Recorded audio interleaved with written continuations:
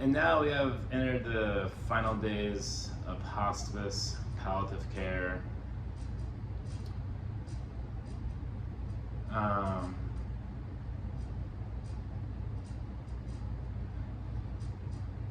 so there was someone always sitting with Jennifer. Every 2 hours, we had to give her some kind of pain med and sedative to keep her calm. I would always like constantly check her vitals, her oxygen, her heart rate, all that stuff, and it was constantly like at 140. And like I'll sit with her mom would sit with her sister, sit with someone sitting with her, and I went to go check on her, and I cracked the door just a little bit. Vita was in there, her mom, and I see her giving her the oral pain meds, and I'm just watching the moment, and just like it hit me in my head, just like Vita was the first one to feed her. Now she's feeding her pain meds so she doesn't feel shit. And that's like we all have heard it tons of times, like, parents shouldn't have to bury their kids. But that's a moment that'll forever stick in my head. I mean, just watching that, just like, feels trying not to cry. But I can't imagine how hard that was, because I know how hard it was for me to go from feeding drunk Jen, aka Lily, tiramisu, to now feeding her pain meds so she doesn't feel shit, because she loved life.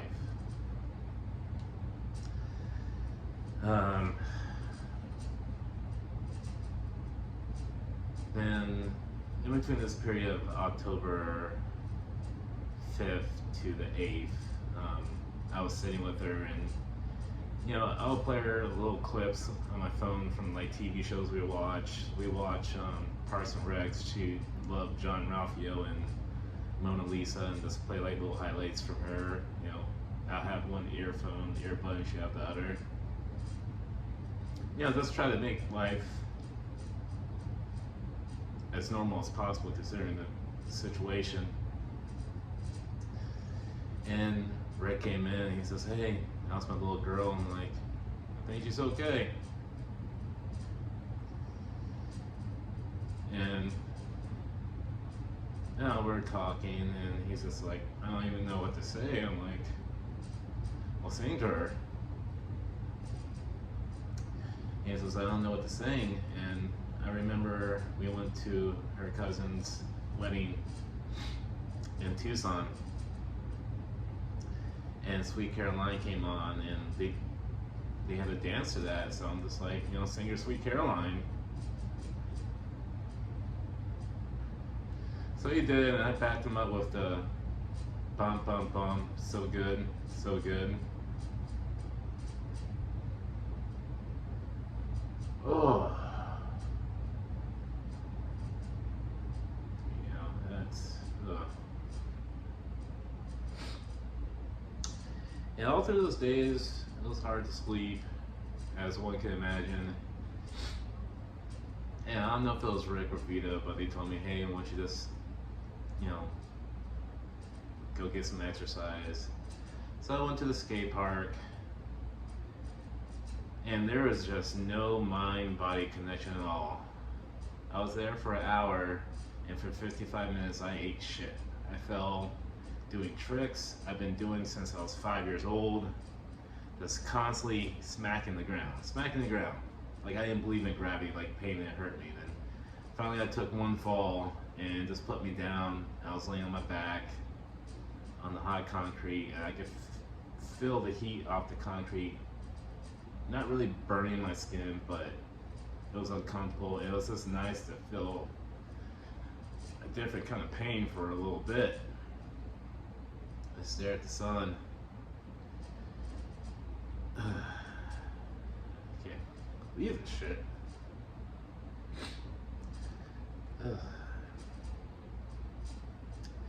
Also during that time, her friends would call, call Sharon or call her mom or dad. And Tracy, like I said, like Jen has a lot of great friends. The Vegas family, unreal. Tracy called me, and I was just like, hey, you want to FaceTime with Jen? And like put the earphones in Jen's ear, and just told Tracy just to wave when she was done. And they're talking, and Tracy starts waving. She's like, I can't do this anymore. I'm just like, Tracy, you might not have the opportunity to do this again. Get your shit together. Just do it. And he talked for a bit longer, then talked to Tracy for a little bit. And through the course of time,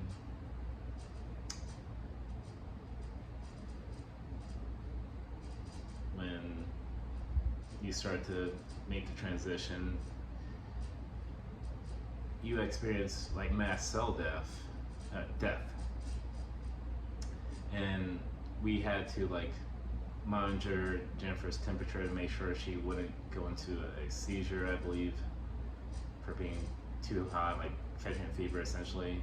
So we have to like pack her down with ice on her feet and like around her groin and like her chest. And I put some ice on her feet.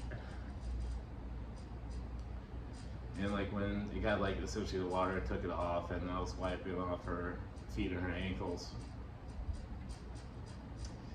And I just had like if it was dry skin, like it just like her skin just like kind of just like rolled off.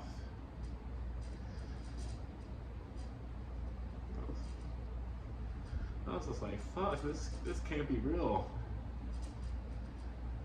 This can't be real.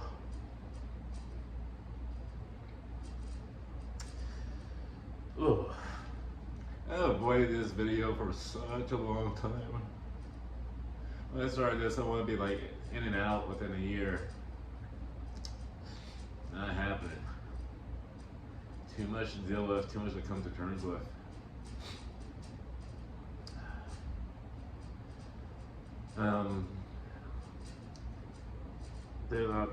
I believe it's October the 8th, so Jennifer's 46th birthday would have been the 16th. My 40th birthday was on the 12th of October. So had all the family over there, sister, nieces and nephews, and Katie was there, Trissa was there. And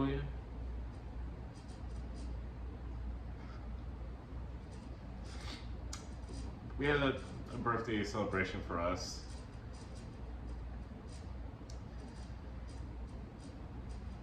Cake and champagne. Jennifer loves champagne.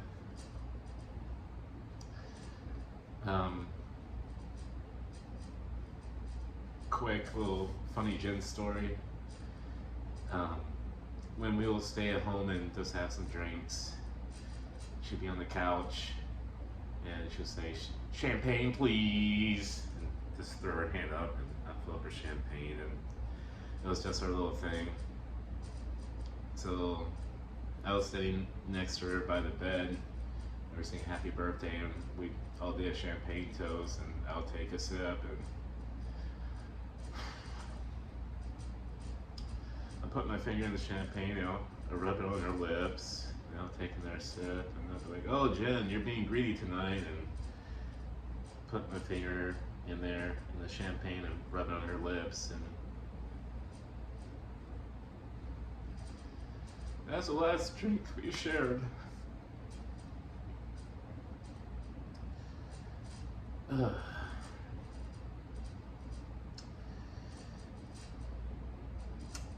And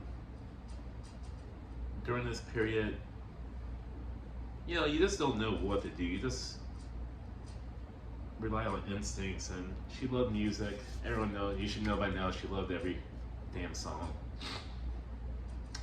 And I remember she was putting a pole routine together, and she asked me for some songs I like. And one song I found out about that day when she asked me what song I like was Stateless Bloodstream, which she adapted. It's like, oh, this is her song. I love this song. So every time I would give her the pain meds, I would play this song and sing it to her.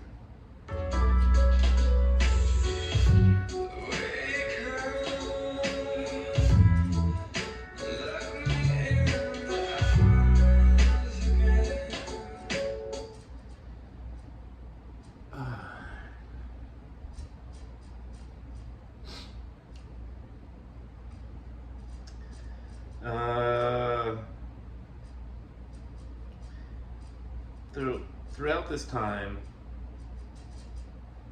obviously I wasn't with her every moment, but the room I was sleeping in was adjacent to the room that Jennifer was in, and I remember distinctly. Did I say the call action? Call action, yeah. Sharon was on speakerphone with one of her friends from high school, I do believe.